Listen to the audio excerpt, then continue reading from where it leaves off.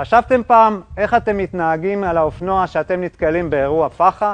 איך אתם יורדים מהאופנוע? איך אתם משתמשים ושולפים את הנשק שנמצא איתכם? אז אני סגי, אני מדריך ירי בחברת להב. בשיתוף CQB ישראל הגענו למסקנה שאנחנו צריכים לאמן אתכם, האופנוענים החמושים.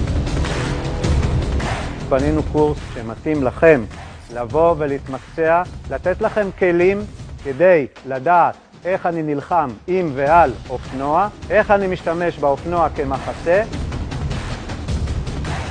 אנחנו נלמד לראות בצורה סטטית שהאופנוע עומד ולסיים את האירוע כמה שיותר מהר.